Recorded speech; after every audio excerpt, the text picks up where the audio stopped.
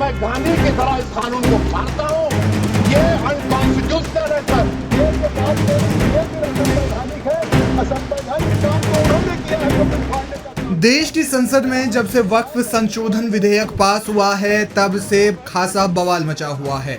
मुस्लिम संगठन इस पर विरोध जता रहे हैं और साथ के साथ विपक्ष भी कड़ा विरोध सरकार का जता रहा है। और अब all India Muslim personal law board ने संसद में पास हुए हालिया वक्फ बिल संशोधनों को इस्लाम, शरीयत, धार्मिक और संस्कृति की आज़ादी के साथ साथ देश के सेक्युलर ढांचे पर एक बड़ा हमला बताया है। बोर्ड का कहना है कि इन संशोधनों से सिर्फ मुस्लिम समाज की धार्मिक और सांस्कृतिक आज़ादी पर ही चोट नहीं की गई, बल्कि भारतीय संविधान की आत्मा को भी लहूलुहान किया गया है। बोर्ड ने सख्त लहजे में कहा कि कुछ कथित सेक्युलर पार्टियों का साथ मिलकर भारतीय जनता पार्टी की फिरका परस्त राजनीति करना बेहद अफसोसनाक है। इससे उनकी असलियत भी सामने आ गई है। बोर्ड का कहना है कि इन पार्टियों ने अपने वोट बैंक की खातिर सेक्युलरिज्म की नकाब ओढ़ी हुई थी, जो अब उतर चुकी है। बोर्ड ने ऐलान किया है कि वो इन संशोधनों के खिलाफ देश भर में एक पुरजोर मुहिम चलाएगा। ये मुहिम धार्मिक, सामाजिक और राजनीतिक पहलुओं के साथ मिलकर चलाई जाएगी और तब तक जारी रहेगी जब तक इन कानूनों को पूरी तरह से वापस नहीं लिया जाता।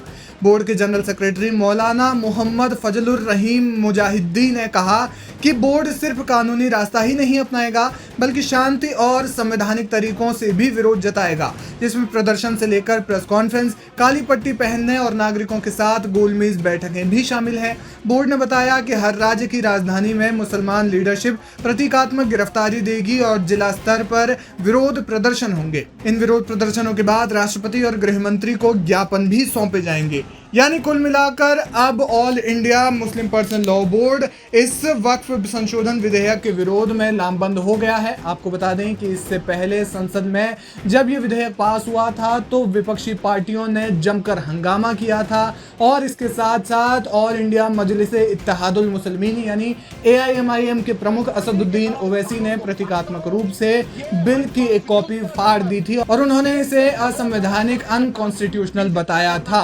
असदुद्दीन ओवैसी इसके खिलाफ सुप्रीम कोर्ट भी गए और अब सुप्रीम कोर्ट में इस मामले को लेकर सुनवाई हो सकती है। कांग्रेस के सांसदों ने भी इसको लेकर सुप्रीम कोर्ट में याचिका दाखिल की है। यानी कि सड़क से लेकर सदन तक खासा बवाल मचा हुआ है और इसके साथ साथ विरोध प्रदर्शन तो हो ही रहे हैं। साथ ही वक्फ संशोधन विधेयक की संवैधानिकता पर भी अब गंभीर सवाल उठने लगे हैं। देखना यह होगा कि all India Muslim personal law board आने वाले समय में वक्फ संशोधन विधेयक के बारे में, इसके विरोध में क्या कुछ कदम उठाता है।